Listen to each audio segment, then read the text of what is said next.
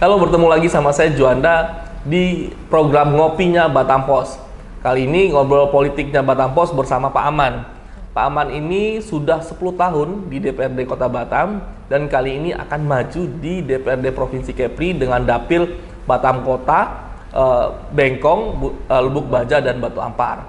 Nah, ini di sampingnya sudah ada Pak Aman nih. Mari yuk kita bincang-bincang dulu dengan Pak Amannya. Pagi Pak Aman. Selamat pagi, Assalamualaikum warahmatullahi wabarakatuh. Sehat Pak Aman? Alhamdulillah sehat. Ini sebelum kita ke bagian inti dan pokoknya, boleh sedikit cerita sih Pak Aman. Pak Aman itu latar belakangnya sebagai apa sih sebelum menjadi anggota dewan gitu Pak Aman? Ya, sebelum saya menjadi anggota dewan, karena basic pendidikan saya adalah dari IKIP Negeri Surabaya. IKIP Surabaya? Ya. Saya pernah menjadi guru. Oh, pernah jadi guru sebelumnya? Pernah menjadi pendidik. Kemudian setelah itu saya bekerja di Bank Sentral Asia. Waduh, di Batam? Di Batam. Itu berapa lama Pak Aman? 15 tahun saya bekerja di Bank Sentral Asia. 15 tahun ya? Betul sekali. Baik. Baru pada tahun 99, saya mencalonkan diri untuk menjadi anggota DPRD Kota Batam. Alhamdulillah terpilih melalui PKB? Partai Kebangkitan Bangsa. Masih sampai sekarang? Masih PKB. Dan itu akan terus bertahan. 5 tahun lagi, 10 tahun lagi masih PKB. Alhamdulillah. Karena partai itulah satu-satunya yang dilahirkan oleh para alim ulama. Jadi memang berpartai itu dan ber-PKB itu adalah ibadah. Ingin melanjutkan cita-cita dan perjuangan para alim ulama. Nah, nih sebelum saya ke pertanyaan, kenapa sih Pak Aman sebelumnya adalah pegawainya bank sentral terbesar di Indonesia gitu. Tapi sebelum kita pertanyaan itu boleh cakap sedikit, sebenarnya Pak Aman dari latar belakang keluarganya kayak gimana? Dan di Batam sudah berapa lama? Gitu Pak Aman. Ya, saya masuk ke Batam itu di tahun 98. Itu sudah menikah atau masih lajang? Masih lajang ketika Masih lajang itu? Masih lajang. Belum menikah? Belum. Ketika itu saya lulus kuliah, kemudian sempat mengajar di Surabaya, terus kemudian diajak oleh saudara untuk ke Batam. Saya beranikan diri untuk datang ke Batam. Datang ke Batam. Itu langsung ngajar lagi atau bagaimana? Di Batam alhamdulillah sesuai dengan basic pendidikan saya mengajar. Sempat mengajar di Sekolahan Kasturi Tanjung Uma, awal sekali saya datang ke Batam. Kemudian mengajar di SMK Kartini. Ya, ketika itu masih ada SMIP dan SMEA ketika itu. Saya mengajar di 2 institusi pendidikan itu, di SMIP dan SMEA. Nah, sempat mengajar 1 tahun. Kemudian ternyata mungkin sebelumnya saya kan ketika datang ke Batam membuat beberapa lamaran perusahaan-perusahaan juga ya. Nah, kemudian ternyata dipanggil oleh BCA untuk ikut tes.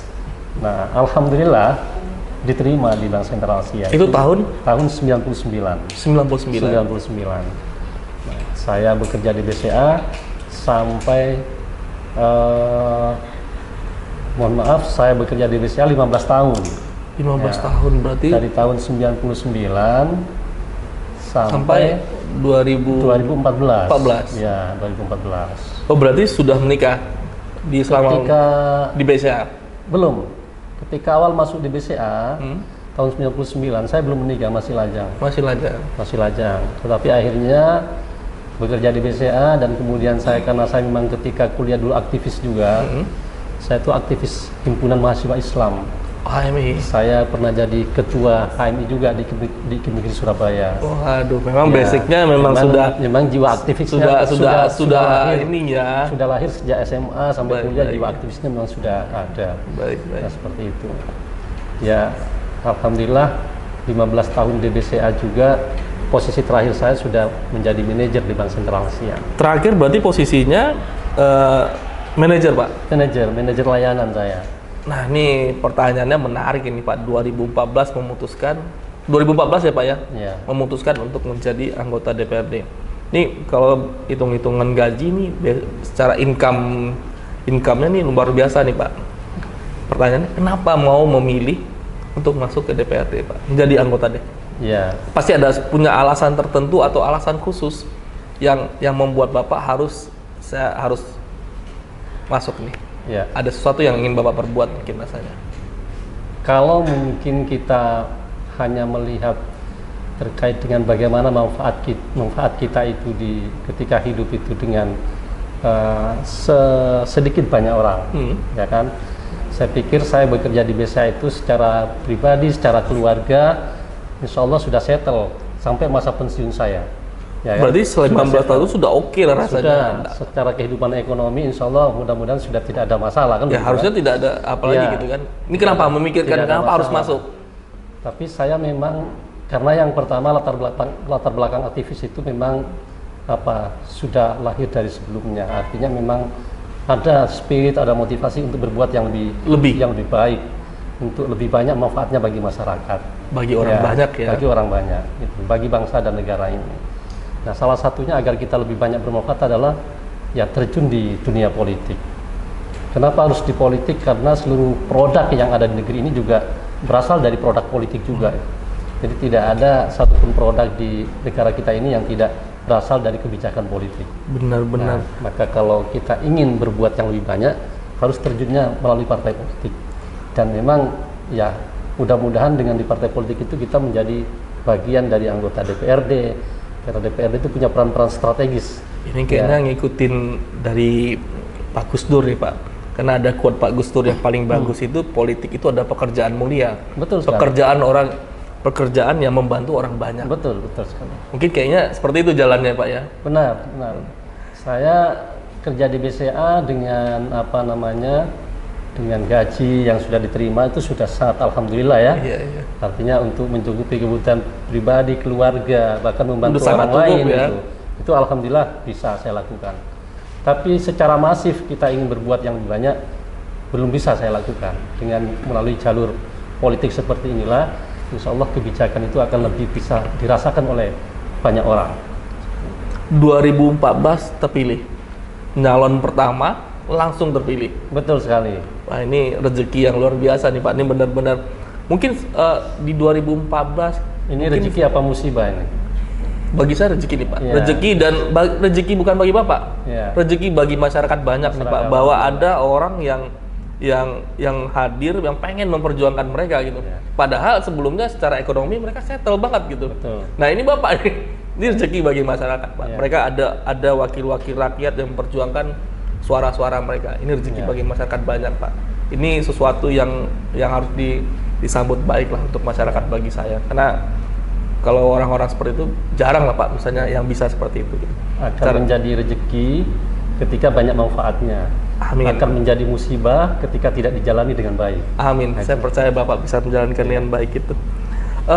Pak, ini kan ada sesuatu yang membuat di 2014 ini kan kalau saya tahu persaingan untuk masuk anggota dewan itu kan nggak mudah. Tapi sekali nyalon langsung masuk.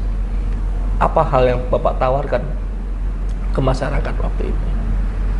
Ya, saya karena selain bekerja di BCA tetap beraktivitas sosial, di aktivitas juga kegiatan-kegiatan keagamaan. Kan ketika tahun 2000 saya juga salah satu pendiri dari Ikatan Dai Muda Batam ketika itu. Oh, Ikatan Dai Muda Batam waktu itu. Artinya memang ruh aktivis itu sudah masih menggelora. Meskipun masuk di bank sentral terbesar, tapi masih tetap kemana-mana ngelola organisasi, masih alhamdulillah. Jiwanya tuh masih nggak padam-padam ya, jiwa organisasi aktivis itu nggak padam. Tidak padam, alhamdulillah. Dan begitu juga aktivitas-aktivitas sosial yang lainnya tetap saya jalankan. Nah, ketika saya maju menjadi anggota DPRD Kota Batam, awalnya memang tidak sepenuh hati untuk maju awalnya. Tapi keluarga dukung. Ya, ketika saya diajak oleh teman-teman untuk masuk ke dalam partai politik, memang saya berdiskusi dengan keluarga. Harus berdiskusi kan, karena keluarga terkecil inilah yang menjadi fondasi kehidupan kita ya. Nah, setuju. Karena doanya dari keluarga terkecil dulu, dari istri, dari anak doanya ya, ini ya. Terutama kepada kedua orang tua. Jadi kalau tidak mendapatkan restu kedua orang tua itu tidak akan berhasil kita. Ya. Berarti cukup lama ngelobinya Pak untuk mendapatkan Dan restunya. ini bermulanya dari masjid ini sesungguhnya. Sesungguhnya bermula Saya dari kan masjid. ketika itu masih ketua masjid Baitul Amal di Perumahan Taman Marselia. Nah, hari-hari saya juga setelah dari bank pulang ke rumah, setelah itu Masjid. ya ngurusin masjid dan ngurusin kegiatan sosial yang lain, termasuk organisasi sosial. Nah, ketika itu ada wali kota Batam yang datang ke masjid. Nah, Waktu itu zamannya Pak Pak wali kotanya Pak Ahmad Dahlan. Pak Ahmad Dahlan. Iya. Silaturahim ke masjid, terus saya memimpin diskusi ketika itu. Nah, jamaah yang hadir banyak. Dan jamaah dari luar juga banyak. Setelah acara itu ada orang yang nyamperin saya. Pak, Bapak ikut saja di partai politik begitu. Nawarin saya. Ditawarin. Waduh. Kenapa begitu saya bilang? Padahal berawal dari diskusi itu ditawarin. Iya, ditawarin saya. Kenapa? Karena ide gagasannya bagus, terus kemudian jamaahnya juga bagus. Banyak katanya seperti itu. Saya bilang, saya pikir-pikir dulu. Saya bilang kan, saya pikir-pikir dulu. Nah, Itu yang nawarin dari PKB ya Pak? yang nawarin, iya salah satu kader PKB yang nawarin. Kader PKB.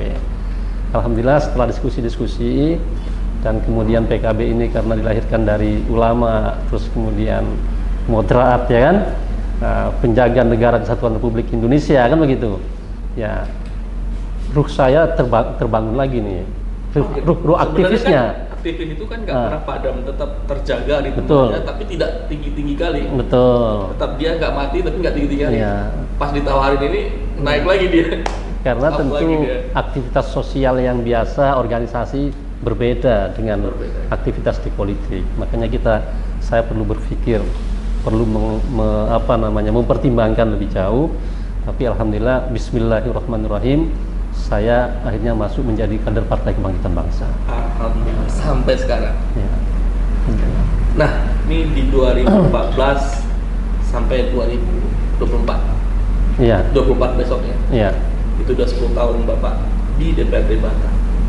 Boleh sampaikan baca Batam Pos Pak. Apa yang sudah kita lakukan? Apa yang sudah diperbuat Pak untuk masyarakat Batam? Apa yang sudah kita perjuangkan selama ini? Saya periode yang pertama dilantik menjadi anggota DPRD Kota Batam. Pada tahun 2014 itu dilantik pada bulan Oktober, dan ketika itu masih dalam pembahasan APBD Kota Batam untuk tahun 2015 ya kan?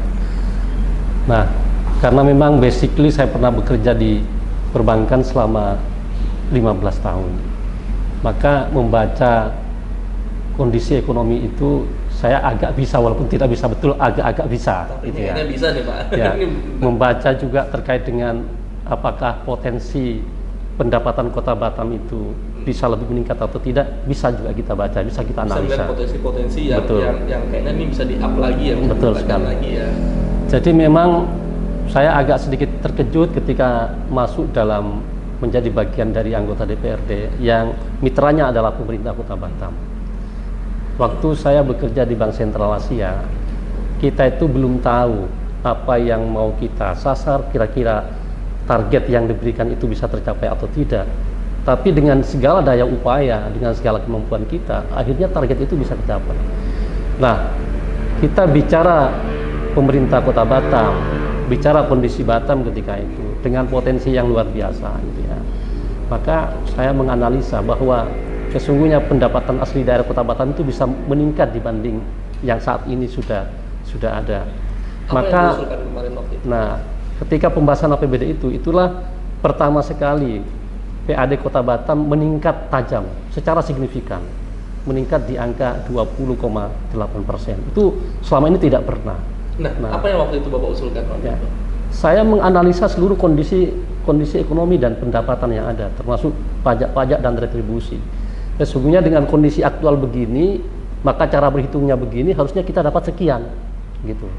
Itu yang kita lakukan. Mungkin selama ini analisa-analisa itu tidak dilakukan. Gitu. Ya, artinya ketika tidak dianalisa secara tajam, maka banyak loss potensi di situ. Nah, itulah yang pertama sekali kami lakukan dengan beberapa teman saya yang ada waktu itu di Komisi 2. Karena Komisi 2 itu terkait membidangi tentang EKUIN, ekonomi keuangan industri. Nah, salah satu yang kami yang kami bahas adalah terkait pendapatan asli daerah Kota Batam. Benar-benar ya Pak ya, 15 tahun di BCA, pengalaman yang sangat luar biasa. Iya. Begitu masuk ke DPRD Batam dan bisa diaplikasikan langsung semua pengalaman itu. Iya. Membaca dan meningkatkan PAD Kota Batam. Itu mengawali menjadi anggota DPRD. Setelah itu? Nah, alhamdulillah ada beberapa kebijakan-kebijakan dan perda yang saya inisiasi selama di DPRD. Mohon maaf, tidak semuanya anggota DPRD bisa menginisiasi perda-perda itu. Apa aja Pak? Perda-perda Perda yang saya inisiasi, yang inisiatornya saya itu, yang pertama adalah perda tentang pembinaan dan pengawasan produk halal dan higienis. Wah, ini penting banget ini ya. Penting sekali untuk masyarakat penting kita. Banget ini. Ya, karena dulu kan tidak terkontrol itu. Mana antara yang halal dan yang haram. Kemudian bagaimana kalau di pasar menyembelih hewan, menyembelih ayam dan sebagainya itu. Itu seluruhnya diatur di dalam perda itu. Bagaimana cara cara membuatnya, penyajiannya, penyimpanannya sampai terus dia dalam kondisi yang halal. Di perda itu ada. Dan dipakai sampai sekarang. Dipakai. Bagaimana juga pemerintah kemudian memberikan pelatihan-pelatihan kepada juru sembelih, kepada pelaku UMKM agar kondisi dari mulai bahannya sampai dengan hasil akhirnya tetap bertahan dengan kondisi yang halal itu semuanya diatur dalam perda itu. Nah, selain perda tentang pembinaan dan penguasaan produk halal dan higienis, saya juga inisiator perda tentang kemajuan kebudayaan Melayu. Pemajuan kebudayaan Melayu. Nah, kita ini sudah menjadi bagian dari Melayu lah sekarang, ya kan? Di Batam sudah sekian lama. Ya, saya masuk Batam tahun 98, ya kan? Kita sudah berkhidmat di sini sudah sekian lama, maka bagian dari pengabdian saya juga harus diperuntukkan bagi negeri Melayu ini, kan begitu? Untuk meningkatkan kebudayaan. Nah, betul. Jadi salah satu yang inisiasi adalah perda tentang kemajuan kebudayaan Melayu. Nah, katanya 2 tahun di Komisi 2, setelah itu ke Komisi 4. Komisi 4. Betul. Komisi 4 sampai sekarang. Ya. Nah, di Komisi 4 ini kan bisa dibilang hampir semua permasalahan sosial itu di Komisi 4. Ya. Sebenarnya kalau di Batam Pak, kalau melihat dari 8 tahun Bapak mungkin 7 tahun di Komisi 4, problem-problem sosial yang dihadapi masyarakat Batam itu apa aja? Ya. Dan solusi yang kita tawarkan di DPRD Komisi 4 apa aja ke masyarakat dan kita tawarkan ke pemerintah Kota Batam? Ya.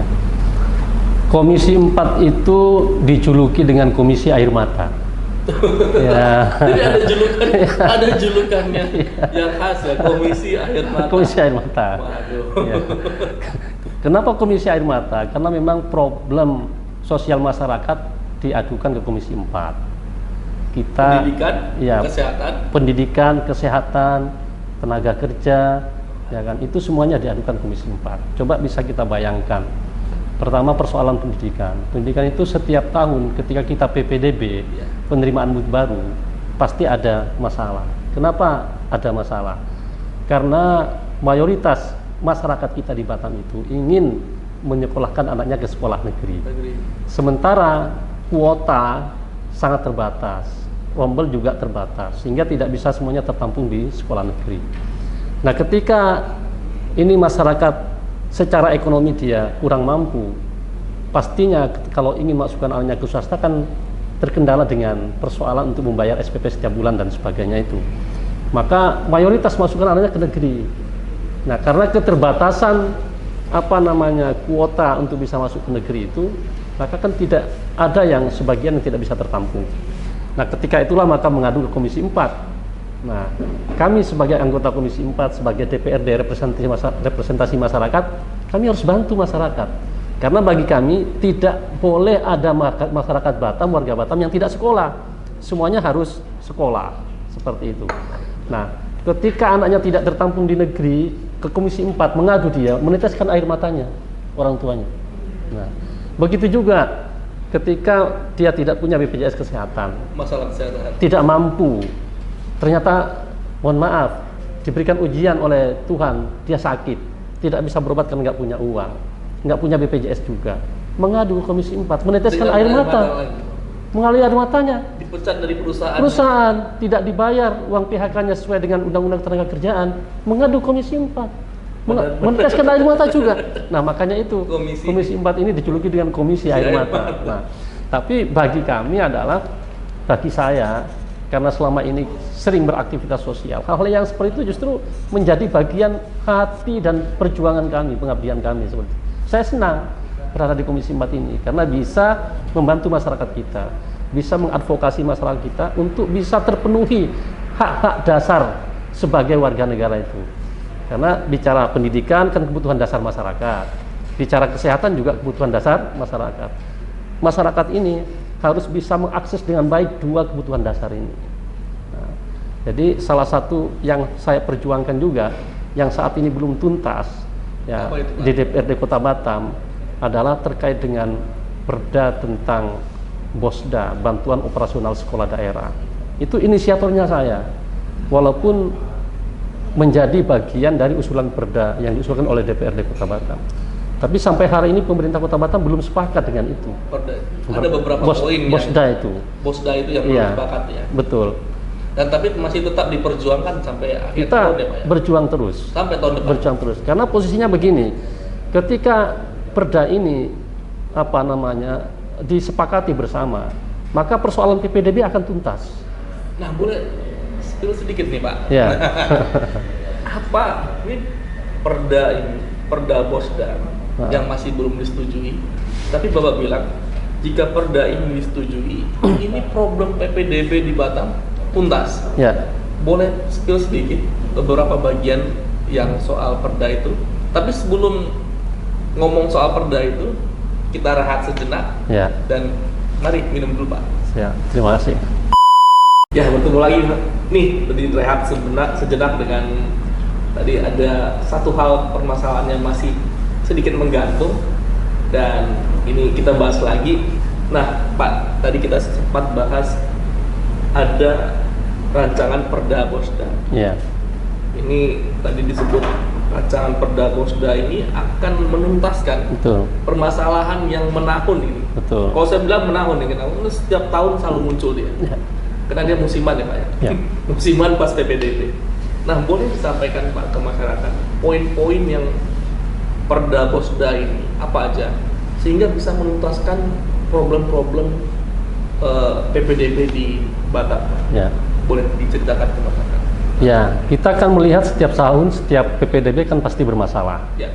Dan ini sudah sekian tahun, sekian lama. Bahkan ketika saya masuk menjadi anggota DPRD di tahun 2014 saja, ini sudah menjadi masalah. Sudah menjadi masalah ya, setiap tahun. Saya pikir ini kan harus kita cari jalan keluar yang terbaik. Gitu. Tidak boleh masalah terus mengulang dan terus mengulang. Kalau masalah mengulang terus berarti kita tidak bisa mengatasi masalah itu. Padahal jalan keluarnya ada, format solusinya juga ada. Nah, maka salah satu cara adalah saya berinisiasi mengusulkan perda tentang BOSDA itu, dan juga disepakati oleh teman-teman yang lain di anggota DPRD Kota Batam. Substansinya apa? Adalah kita ingin mengurai agar PPDB lagi tidak menjadi masalah di setiap tahun. Ada ketentuan dari Kementerian Pendidikan bahwa untuk anak sekolah dasar ya, dalam satu rombel itu harus diisi oleh siswa maksimal 28 siswa. Dan sekarang faktualnya yang terjadi di Kota Batam ini bukan 28 lagi, ada 40 anak dalam satu rombel. Ya kan?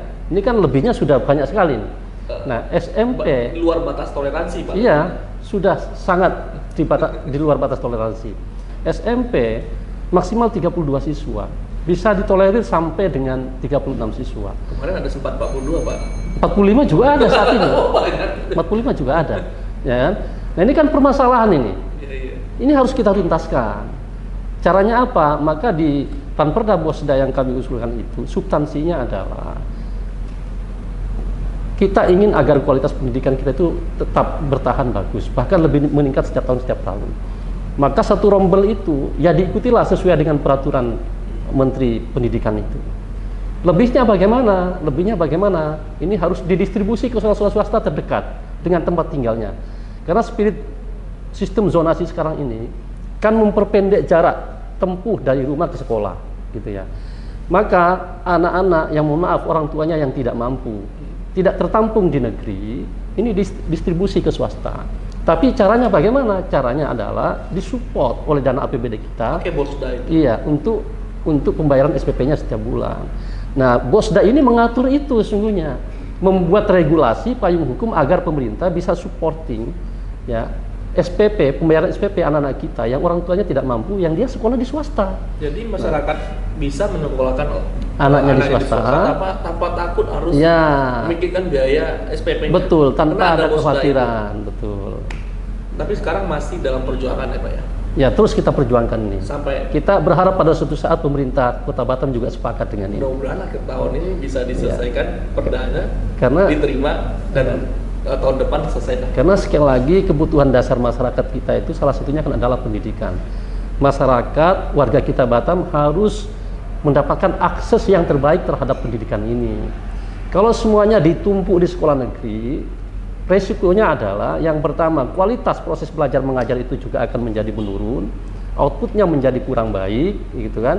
Dan ini juga tidak akan pernah menyelesaikan masalah. Maka solusinya adalah kelebihan itu distribusi ke swasta, support SPP-nya setiap bulan dari dana APBD kita. Apa regulasinya? Regulasinya melalui Perda Bosda ini. Swasta mendapatkan berkah, orang tua tidak perlu memikirkan lagi. Swasta kan kita harus dorong juga. Karena swasta itu bagian yang berpartisipasi untuk peningkatan sumber daya manusia. Baik. Kalau semuanya ditimpuk di negeri, kasihan swasta kita. Sekarang kan faktualnya kan ada. Sering lupa nggak ada murid, Pak. Betul. Satu rombel itu kadang hanya siswanya 6, 10, kan kasihan swastanya. Akhirnya mati sendiri. Mati sendiri. Dan sudah banyak sekarang yang melapor ke Dinas Pendidikan untuk tutup sekolah-sekolah itu. Nah, ini kan kita tidak memberdayakan partisipasi masyarakat untuk juga meningkatkan sumber daya manusia. Itu yang harus dirawat juga oleh pemerintah Kota Batam. Ini saya berharap perda ini benar-benar diperjuangkan, Pak. Karena perda ini sangat baik sekali. Ya. Karena sejak saya menjadi wartawan 2014 sama Pak. Kita bapak jadi anggota dewan, saya jadi wartawan, Pak. Iya. Sama-sama ada wannya di belakang, Pak. Tapi nasibnya tetap sama lah ya, walaupun beda kan. Amin, gitu. Pak. Ya. Tapi problemnya tetap sama. PPDB itu adalah problem yang menahun yang selalu ada, dan kayaknya perda yang Bapak tawarkan ini adalah solusi jitu untuk menangani permasalahan PPDB di Batam. Betul. Saya berharap mudah-mudahan ini diterima oleh pemerintah Kota Batam, dan saya berharap Bapak terus memperjuangkan. Amin. Insyaallah kita selalu bersama dengan masyarakat kita. Amin, Pak. Ya. Nah, Pak, ini dengar-dengar setelah selesai di DPRD Batam, katanya mau naik tingkat lebih tinggi lagi nih, Pak. Ya. Ini provinsi atau RI ini, Pak? Provinsi. Oh, provinsi. Iya, insyaallah provinsi. Provinsi. Siap. Di dapilnya Dapil Kepri 4. Kepri 4. Ya. Kepri 4. Nah, Pak, boleh ini, Pak, untuk di provinsi apa sih yang akan kita tawarkan? Mungkin kan ini skopnya lebih luas. Betul. Dibandingkan Batam, Pak, yang agak lebih kecil. Nah, untuk Kepri ini kita menawarkan hal yang sama atau ada sesuatu yang baru yang akan kita perjuangkan lagi, Pak? Gitu, Pak. Ya. Sejak keluarnya Undang-Undang Nomor 23 Tahun 2014, maka ada beberapa kewenangan kabupaten kota yang saat ini sudah menjadi kewenangannya provinsi. Ya. Nah, salah satu adalah terkait dengan pendidikan misalnya. Ketika itu sekarang di provinsi. Ketika belum ada Undang-Undang 23 2014 itu, SMA masih menjadi kewenangan kita. Nah, saat ini sudah menjadi bagian dari kewenangan provinsi. Nah, di Kota Batam ini juga masih bermasalah juga terkait dengan PPDB untuk anak-anak yang SMA gitu. Bagaimana ke depan juga provinsi mengalokasikan anggaran untuk membangun sekolah-sekolah baru SMA maupun SMK yang ada di Kota Batam. Tentu juga kita karena berasal dari Batam, prioritasnya Batam, tapi juga tidak menafikan yang di kabupaten kota yang lain. Karena ini menjadi kewajiban dari pemerintah agar anak-anak bisa mengakses sekolah dengan baik, khususnya SMK dan SMA. Nah, kemudian juga setelah ada undang-undang itu, maka domain terkait dengan energi dan sebagainya itu kan sekarang menjadi kewenangan provinsi. Saya ingin cerita, dulu ketika saya masih periode pertama, saya duduk menjadi anggota Komisi 2. PLN Batam itu beberapa kali meminta untuk menaikkan tarif. Ya. Tapi kita panggil ke Komisi 2. Saya minta perkembangan atau terkait dengan omsetnya, terkait dengan keuntungannya seperti apa. Kalau memang merugi, ya ayo sama-sama kita diskusikan. Jadi kira-kira yang masyarakat kita masih mampu berapa kira-kira untuk bisa naik. Tapi karena itu tidak pernah diberikan reportnya ke kami, maka kami Komisi 2 nggak pernah setuju untuk naik tarif dasar listrik itu. Tapi kemudian ketika ini ke provinsi kan nggak bisa kita kontrol lagi nih. Nah ternyata naik terus kan. Saya pikir ini juga menjadi bagian dari misi ke depan agar ini ke depan juga tetap kita kontrol gitu. Kayaknya ada banyak misi yang akan dibawa ke provinsi nantinya ya Pak ya. Banyak sesungguhnya. Ada banyak sekali sesuatu yang akan dibawa. Nah, ada misi pendidikan. Ya. Ada juga misi untuk tarif listrik yang juga berdampak ke masyarakat. Ya. Dan misi-misi, dan selain misi-misi ini ada misi lain yang akan Bapak bawa? Tentu, kalau selama ini skup saya itu menjadi anggota DPRD Kota Batam hanya berada di 2 kecamatan saja dapilnya, Batam Kota, Lubuk Baja. Saya ingin manfaat saya lebih besar lagi wilayahnya, yaitu mencakup di 4 kecamatan. Bengkong bertambah dengan Bengkong dan Batu Ampar, jadi 4 kecamatan. Kalau selama ini mungkin masyarakat Bengkong Batu Ampar belum mendapatkan manfaat dari seorang Aman ketika menjadi anggota DPRD Kota Batam, maka ke depan insya Allah ya masyarakat juga akan mendapatkan manfaat itu. Karena banyak program kegiatan yang sesungguhnya saya inisiasi dan itu masuk di dalam pokok-pokok pikiran DPRD yang selanjutnya akan menjadi program pemerintah Kota Batam. Ya. Apa itu kegiatan-kegiatan itu? Saat ini kita harus concern dengan peningkatan sumber daya manusia, khususnya para pemuda dan tenaga kerja lokal kita, itu kita harus concern. Saat ini di Kota Batam itu peluang kerja cukup banyak, sangat banyak. Tapi di bidang-bidang tertentu, ya, misalnya sekarang galangan kapal sudah mulai bertumbuh dengan begitu pesat lagi. Investasi juga sangat luar biasa. Tapi ketika mencari tenaga kerja yang sesuai dengan kebutuhan perusahaan, sesuai dengan kualifikasi perusahaan, kita tidak punya tenaga kerja lokal yang punya skill dan kompetensi untuk memenuhi kebutuhan itu. Apa yang harus kita dorong ya? Programnya adalah pelatihan-pelatihan untuk meningkatkan skill dan kompetensi itu, untuk menjawab kebutuhan perusahaan.